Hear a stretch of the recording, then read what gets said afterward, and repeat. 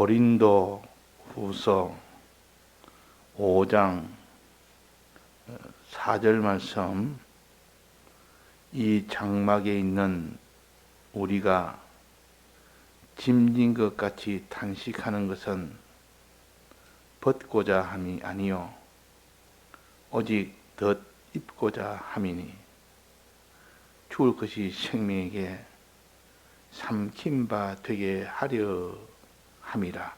네.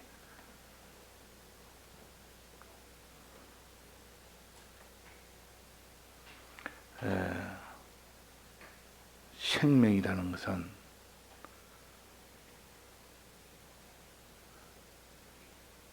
사망의 반대말인데,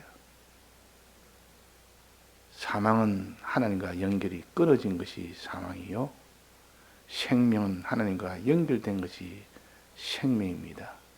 하나님이 원래 생명인데 하나가 연결되면 그것도 생명이 되는 겁니다.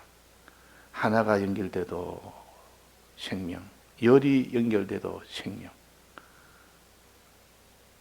거기에 더하는 가수가 아무리 많아도 하나님의 연결만 되면 다 생명이 되고, 또 아무리 그것이 많아도 하나님과 연결이 끊어지면 다 사망이 됩니다. 왜? 하나님은 생명이기 때문에. 꼭 이 전선의 전구를 다루면 환히 빛이 나는데, 한 개를 전구를 연결하든지 둘을 연결하든지 연결된 것이 아무리 많아도 연결만 되면 환한 불이 옵니다. 생명의 역사가 나타난다 그 말입니다. 우리는 그래서 하나님과 연결되느냐 끊어지느냐 하는 거기에 사망과 생명이 거기서 결정이 됩니다. 그래서 우리는 이 생명을 얻기 위해서는 생명 길을 걸어야 됩니다. 오늘 찬송처럼 야곱이 생명길을 걸었다. 그래서 생명을 얻었다 하는 겁니다. 야곱이 가나안 땅을 떠나 하란으로 도망을 갈 때, 그때 하나님께서 나타나셔서 그에게 복을 약속을 하셨습니다. 그래서 우리가 이 생명길이라는 것은 생명을 얻기 위한 길인데, 이 길을 걸어갈 때 생명을 얻고, 이 길을 걷지 못하면 생명을 얻지 못합니다. 이 길은 어떻게 걷느냐? 어떻게 걷느냐? 즉 생명은 어떻게 얻느냐 하는 것인데, 여기서 오늘 말씀하시기로 이 장막에 있는 우리가 하는 것은 육체를 입고 있는 우리가 그 말입니다. 우리는 장막집에 있다는 말은 이 세상 가운데 있다는 말도 되고 육체 가운데 있다는 말도 됩니다. 언젠가는 우리는 육체를 벗습니다. 이 세상을 다 떠납니다. 이를 가르쳐서 장막에 있는 우리가 짐진 것 같이 탄식하는 것은 다 벗기 때문에 탄식하는 것만이 아니라, 다 벗기 때문에 세상을 떠나고 육신을 다 벗어버리는 그날이 있으니까, 아무리 육신이 귀해도 벗게 되고 아무리 세상이 좋아도 벗게 됩니다. 즉 장막집이 무너지는 날이 있다 그 말입니다. 장막집이 무너지는 날이 있다.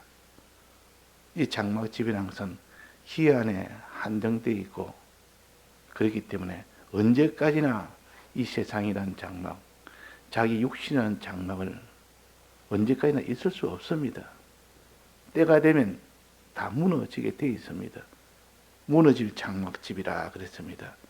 그다음 무너질 장막집을 생각하니까 참 우리는 무너질 장막집이 다 무너지고 나는 것이 끝이 아니고, 이제 무너지고 나면 거기서 덧입는 구원이 있습니다. 덧입는 구원. 이제는 무너진다면은 벗는다는 뜻이요. 육신을 벗고 세상을 벗고, 이 안 믿는 사람은 무너지면 거기서 다 끝이지만은, 우리 믿는 사람은 무너지면 이제는 새로 이제는 입는 일이 있습니다. 무너지고 난 뒤에 또 옷을 벗으면 새 옷을 입는 것처럼, 육신을 벗으면 육신을 입는 그런 일이 있기 때문에 우리에게는 소망이 있는 겁니다. 세상을 벗으면 새하늘과 새 땅이라는 더 좋은 세상이 있기 때문에, 그래서 우리에게는 소망이 있는 겁니다.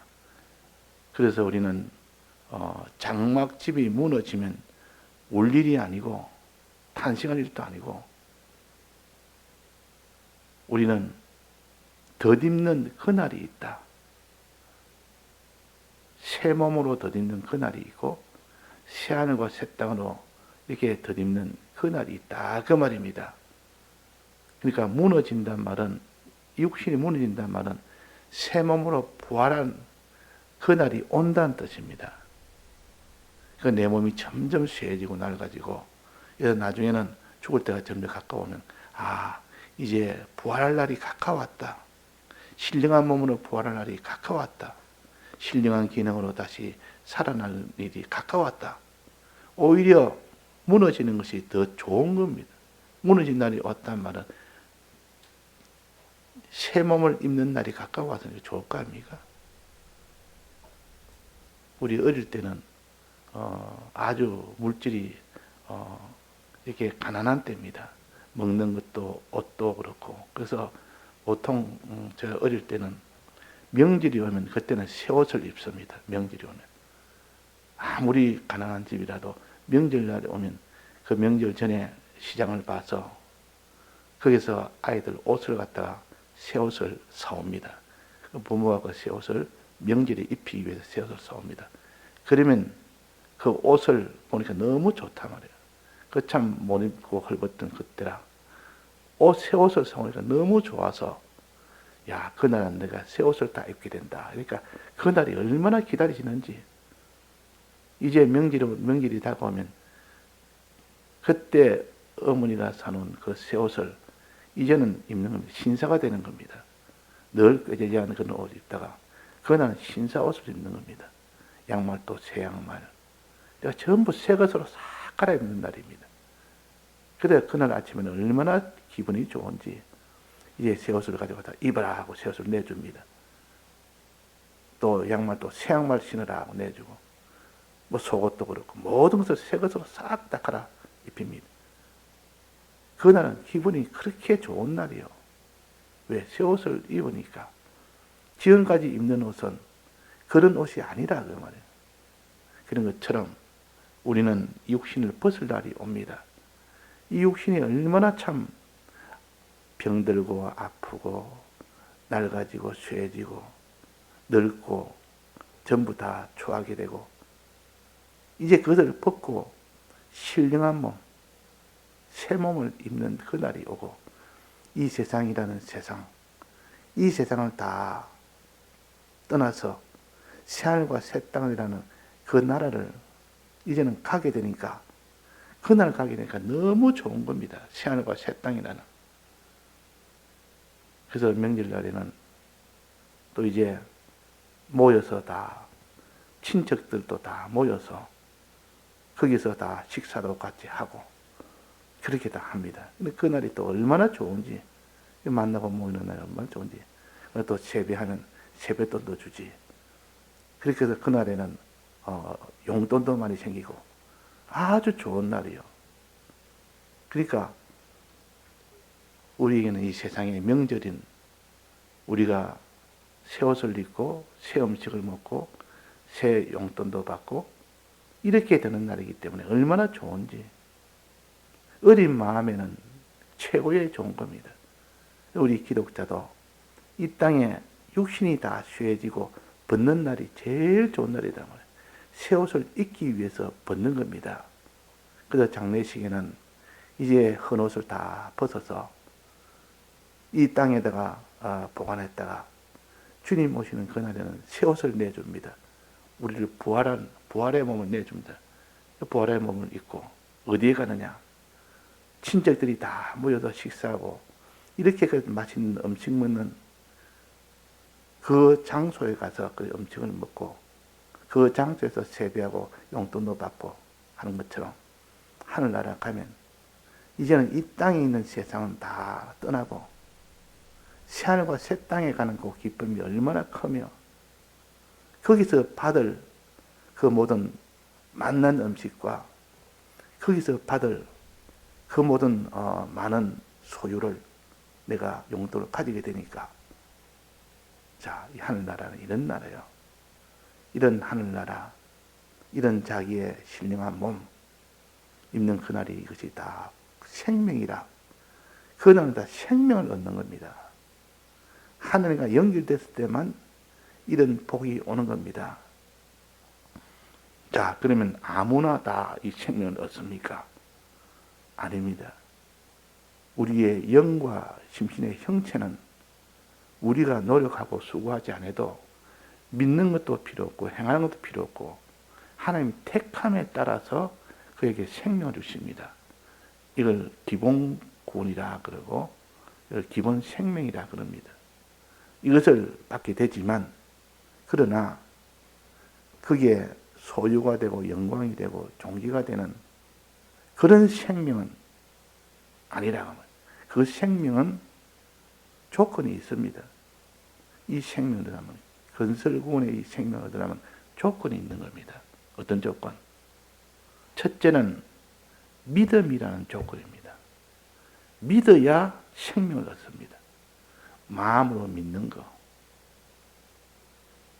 자, 사람은 마음만 있다면, 마음으로 믿으면 생명을 얻는 것이 이제 확정이 되지만, 마음으로 믿어도 몸이 믿지 않으면 그건 온전하게 믿는 것이 아닙니다. 사람은 마음도 있고 몸도 있습니다. 몸이 안 믿으면, 몸이 믿는단 말은 몸은 마음처럼 믿고 안 믿고가 아니고 행하고 행치 않는 겁니다. 몸은 순종하고 순종하지 않는 행위를 가르칩니다. 그러면 이 마음으로는 믿고 몸으로는 순종을 해야, 그래야 이 생명을 얻는 겁니다. 이 생명. 마음으로 믿고 몸으로 순종해야. 그래서 마음으로 믿어 의에 이르고 입으로 시인하여 구원에 이른다 그랬습니다. 우리는 마음도 있고 몸도 있기 때문에 그런 겁니다. 그래서 믿음과 순종이 아니고는 생명을 얻지를 못한다. 네가 주님이 오시는 그날에 우리가 다 부활하고 새하늘과 새 땅으로 들어가는 그 일은 믿고 순종하는 그 행위와 그 마음이 있어야 되지, 그것이 없으면 안 됩니다. 그런 믿음과 순종의 관계는 마음으로 진실로 믿으면 몸으로는 천하 없어도 순종을 하게 됩니다. 이건 서로 이런 관계가 있습니다. 마음으로 진실로 믿게 되면 행하지 않을 자가 없습니다. 믿는 것이 온전치 못하면 행하는 것이 되어지지 않습니다. 믿는 것이 온전하게 되면 행하는 것은 필연적으로 되어집니다. 그래서 믿음과 행함은 하나라. 진실로 믿는 사람은 반드시 행하게 됩니다. 진실로 믿는 사람은. 우리가 마음에 믿음이 충만하면 어떤 환난 속에서도 다 행하게 됩니다. 그래서 성찬식에는 잔을 마시고 떡을 먹으라. 이 잔은 믿음을 가르치고, 잔을 마시는 것은 믿음을 가르치고, 또 떡을 먹으라는 것은 요는 순종을 가르칩니다. 그래서 믿음과 순종을 통해서 생명을 얻습니다. 믿음과 순종을 통해서. 자, 그 다음에는 하나가 더 필요합니다. 순종할 때 어떻게 순종하느냐? 믿을 때는 행하기까지 믿어야 되고, 순종할 때는 어떻게 순종해야 되느냐? 이것이 최종 마지막입니다. 그건 다 드리면서 순종해야 됩니다. 드리면서. 순종할 때 드리지 않으면 뭐가 내가 드려야 될 때가 올 때, 그때는 아버지의 순종을 못하겠다. 내가 다 드리면서 순종하는 것을 충성이라 그럽니다. 충성. 순종과 충성은 하나입니다. 행하기는 행하는데, 순종하기는 순종하는데, 온전히 행하려면 충성이 되어야 됩니다. 충성이. 그래서 내가 먹을 떡은 나 보내신 이의 뜻을 행하는 것과 온전히 이루는 것이라. 행하는 것과 온전히 이루는 것은 뭐를 가르칩니까? 충성을 가르칩니다. 마음 다하고 힘 다해야, 다해서 사랑해야 되지. 마음 다하고 힘 다하지 않고 사랑하는 것은 하나님 보시기에는 행하는 것이 아니라 아직도 행하는 것이 미진한 상태입니다. 행하려는 행위도 미진한 상태라. 그래서 하나님께서는 다 드릴 수 있도록 뭘 주십니까? 환난을 주십니다. 환난은 다 드릴 수 있는 기회를 주는 겁니다. 충성할 수 있는 기회를 주는 겁니다. 그래서 환난은 우리에게는 참 귀하고 고마운 것이 환난입니다. 왜? 그 환난이 오면 자기를 이제는 드릴 수 있기 때문에. 환난이 없는데 못 드리죠. 환난이 없는데 뭐 자기 들래도 뭐 자기 스스로 자살할 겁니까? 그런 평안한 시대에 뭐 그런 드릴 것이 없는 겁니다. 그러나 환난이 오면 소유도 드려야 되고 마음도 드려야 되고 또 목숨도 드리고, 드리면 하나님 말씀대로 순종하려면 막 내놓으라고 난리치기입니다. 안 내놓으면 죽이겠다 그러고, 안 내놓으면 다 고문시키겠다 그러고, 그러니까 그걸 내놔버리면 순종을 할 수가 있습니다. 그래서 결과적으로 본다면 환난이 있는 곳에는 생명이 결실이 맺어집니다. 환난이 있는 곳에는. 환난이 없으면 자기를 내놓지를 못합니다. 충성을 못합니다. 그래서 환난 오면 기뻐해라. 환난 가운데서 너는 기뻐해라 그랬습니다. 환난 가운데 너는 감사해라 그랬습니다. 왜? 그런 이치가 있기 때문에 그런 겁니다. 내게 새 하늘과 새 땅과 새 몸을 내게 주기 위해서, 그날의 영광을 주기 위해서, 생명을 얻게 하기 위해서는 믿음과 행함과 충성이 있어야 되는데, 그 충성은 환난 가운데서만 충성할 수 있습니다. 그래서 주남선 목사님 같은 분은 6.25 전쟁에서 인민군이 와서 이제 내가 이제 인민군 때문에 죽을 수 있는 기회가 왔다. 좋아했습니다. 그래서 좋아해서, 사람이 환난 나서 죽음이 있다가 왔는데 좋아할 사람이 어디 있습니까? 빨리 이 환난이 없어졌으면 좋겠다. 이렇게 하면 여기지. 거기서 환난 왔다고 좋아할 사람, 이제 고난이 왔으니까 좋다. 죽음이 다가왔으니까 좋다고. 그렇게 할 사람이 어디 있습니까? 두려워하고 그저 빨리 지나가기를 원하죠. 그러나 충성이 아니고는, 드리지 아니하고는 새 하늘과 새 땅과 새 몸, 새 기능은 입을 수 없으니까, 이를 입기 위해서는 죽을 것이 생명에게 삼킴받게 하려 함이라. 이제 죽을 것이, 내 몸이 죽을 것이, 내 소유가 다, 이건 다 썩을 것이지 않습니까? 몸은 죽을 것 아닙니까? 죽고 썩어질 것입니다. 한마디로 해서 우리의 몸은 다 결국은 죽게 되고 우리의 소유는 다 썩게 됩니다. 썩게 된다는 말은 없어진다 그 말입니다. 자기가 영원토록 자기 소유가 있어서 가지고 갈 수 있습니까? 여기 죽으면 가져갈 수 있습니까? 못 가져갑니다. 그러니까 이게 죽을 것이 또 썩을 것이 썩어지는 것으로 끝이 나고 죽을 것으로 끝이 나는 것이 아니라 이것이 영생이 되도록, 생명이 되도록, 죽지 않은 것으로 되도록, 썩지 않은 것으로 되도록 하는 방편이 뭐라 했습니까? 그게 바로 믿음과 행함과 충성이다. 이렇게 행하게 되면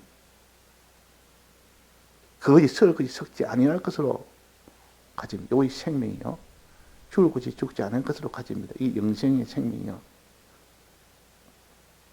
자, 그러면 죽을 것이 생명의 삼킴받기, 죽을 것이 생명이 되려면, 또 썩을 것이 썩지 않은 것으로 되려면 그 죽을 것을 내놓으면 됩니다. 드리면 됩니다. 어디에? 순종할 때 그것이 다 드려져서 없어져 버리면, 순종할 때 없어져 버리면 그건 다 영원한 것으로 다 이렇게 변화가 됩니다. 영원한 것으로. 부활되는 그날이 있습니다. 그래가지고 죽을 것이 생명에 삼킨 바 되어서 그렇다. 죽을 것이 생명에 삼킨 바 되어서 그렇다. 설 것이 생명에 삼킨 바 되면 참 기이한 우리가 이 비밀을 우리가 알아야 됩니다. 분명히 죽을 것인데 생명이 그걸 먹어버리면 죽을 것이 살아버립니다.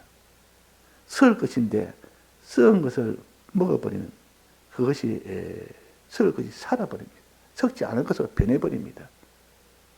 이것이 하나님 주신 우리에게 주신 비밀이요. 그래서 생명은 뭐냐? 생명에 삼키면 된다.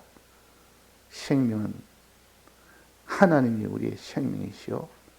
또 하나님께서 우리에게 약속한 구원의 이 건설구원이라는 이 구원의 시가 있습니다. 시, 건설구원의 시. 이걸 성화구원의 시라고 합니다. 이것이 우리 기본구원 받은 자에게는 누구나 다 있습니다. 기본구원 받은 자에게는 누구에게나 다 성화구원이 될 수 있는 시가 우리 안에 있단 말입니다. 그래서 기본구원 10가지 중에서 마지막 9번째 성화구원의 시가 있습니다. 목사님 정리해준 기본구원의 요소 10가지. 그 중에서 성화구원의 시가 있다. 그러니까 기본구원 받은 자는 누구나 다 성화구원의 시가 있기 때문에 꼭 계란을 보면 안에 그 눈이라는 것이 있지 않습니까? 그걸 배젖이라고도 배라고도 하고 눈이라고 하는데 그것이 생명이 그것이 자라서 병아리가 되는 겁니다. 그것이 자라서 씨앗 안에도 그 안에도 씨 안에 조그만 이런 눈이 있습니다. 그것을 배라 그러는데 그것이 자라서 열매가 되는 겁니다.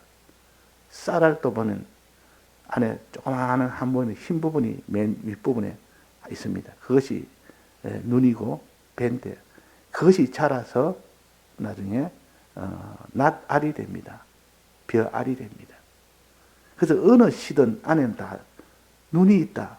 우리 기독자 기본구원 받은 자에 누구나 성화구원의 씨가 들어있다. 씨라면 그것이 자랄 수 있는 그 세포를 말합니다. 어른으로 열매로 자랄 수 있는 그 세포가 씨눈이요. 그러니까 씨를 두 가지로 분석한다면 이 씨를 보면 눈이 있고 나머지 부분이 있습니다. 그 씨를 심으면 나머지 부분이 살살 녹아버립니다. 땅에 넣으면 녹아서 눅진하게 됩니다. 그러면 그때 눈이 그것을 눅진하게 된 것을 먹습니다. 먹으면 그게 자랍니다. 그게 자라서 그것이 열매가 된다 그 말이에요. 계란 안에도 이 계란 눈이 있습니다. 배가 있습니다. 그것이 나머지 부분은 즉 노른자와 흰자를 다 먹어치웁니다.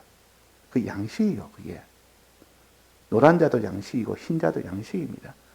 양식을 다 먹으면 나중에 병아리가 거기서 나옵니다. 그러니까 어느 씨든지 계란이든 사람이든 이 개체에 씨가 있다. 세포로 말한다면 어른 세포라, 어른이 되게 하는 세포라. 줄기세포가 보통 그런 겁니다. 줄기세포는 작은 세포지만 그것이 자라면 그것이 성체가 됩니다.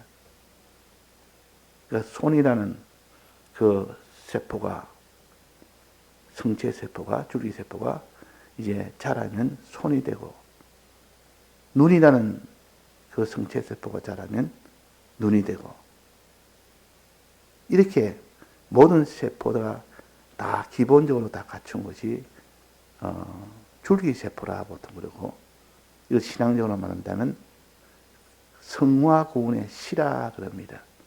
누구나 우리는 다 성화구원의 씨가 있지만은 그 씨가 자라느냐 못 자라는 것은 사람마다 다 차이가 납니다.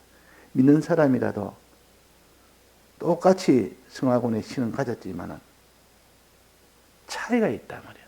잘하는데 차이가 있습니다. 어떤 차이냐? 어떤 거는 그 성화군의 시가 그 양식을 잘 먹어서 삼켜서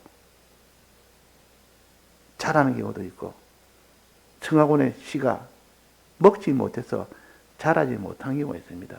어떤 경우에 잘 자랍니까? 성화군의 시가 자라나면 그 속에 양식이 있어야 자라죠. 먹어야 자랍니다. 먹어야. 그 성화군의 씨가 어떻게 먹느냐? 어떻게 먹느냐? 그 속에 있는 양식은 원래 딱딱한 양식이, 씨 안에도 딱딱한 그 부분의 양식도 있고, 계란 안에는 노란자와 흰자라는 양식이 있는데, 이 계란을 품으면, 이 닭이 계란을 품으면, 그 계란의 그 눈이, 그 노란자와 흰자가 따뜻하게 되면, 그가 다 쫄쫄쫄 먹습니다. 씨도 땅에 심으면, 그 씨 안에 있는 눈이, 그 씨 안에 있는 눈 외에 나머지 부분이 녹아버립니다. 살살 녹습니다. 녹으면 녹진하게 됩니다. 그러면 그걸 갖다가 씨눈이 쫄쫄 빨아먹습니다. 그래서 씨눈이 자란다 그 말입니다. 그래서 자랍니다. 그래도 녹지 않으면 못 자랍니다. 녹아야 자랍니다. 자, 씨가 녹아야 그 속에 있는 씨눈이 먹을 수 있고, 녹지 않으면 씨눈이 먹을 수가 없습니다. 자, 녹는단 말은 땅에 심길 때 녹아집니다.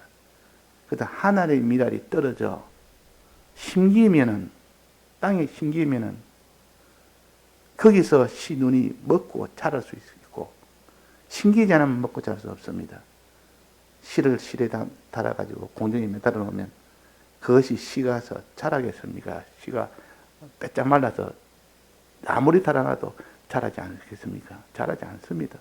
왜? 씨 안에 있는 그 양식이 녹아야 먹을 수 있기 때문에, 심겨져야 녹기 때문에. 녹는단 말은 다른 말로 하면 죽는다는 뜻이요. 이 씨 양식은 우리가 가진 몸이나 소유나 목숨이나 이런 것이 다 씨에 해당되는 것이요. 그 씨는 양식이라 하지 않습니까? 씨 속에 있는 성화군의 그 씨는 눈과 같은 것이요. 눈이 그 씨의 그 나머지 부분을 먹어야 됩니다. 먹으려면 녹아야 됩니다. 녹은 것을 먹게 됩니다. 녹는단 말은 땅에 심겨진다는 뜻이요. 심겨진단 말은, 녹는단 말은 자기를 다 드린다는 뜻입니다.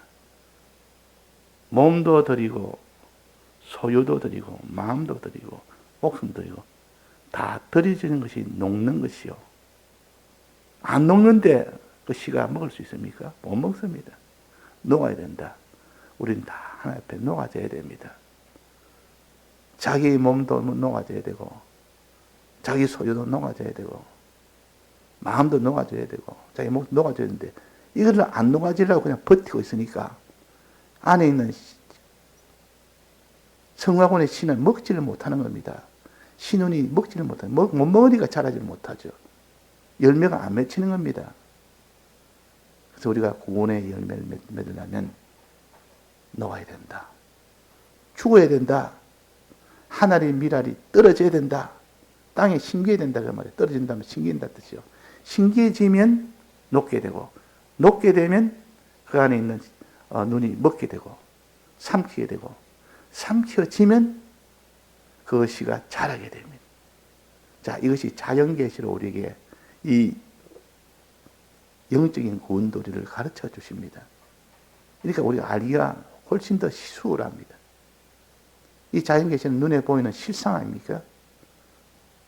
그러니까 우리가 여기 본문처럼 죽을 것이 생명에 상침바되게 하리라 함이라. 죽을 것이 몸이나 소유나 목숨이나 직이나 권세나 이건 다 없어질 것이요. 죽을 것이요. 다 썩을 것이요. 그런데 이것이 생명이 삼킴받게 해라. 그러면 생명이 자란다. 녹아지게 해라. 충성해라. 그 말입니다. 그래서 죽도록 충성하라. 그러면 내가 생명의 멸류관을 주리라. 생명이 아닌 것들이 생명에 삼키면 생명이 됩니다. 우리가 물고기를 잡아서 살아있는 채로 먹습니까? 끓여서 죽여서 먹습니까? 이미 죽입니다. 죽게 되면 죽은 것을 먹은데도 그 사람이 그것을 삽니다. 영양분으로 살아납니다. 예, 다 같이 통성으로 기도하시다가 자유하시겠습니다.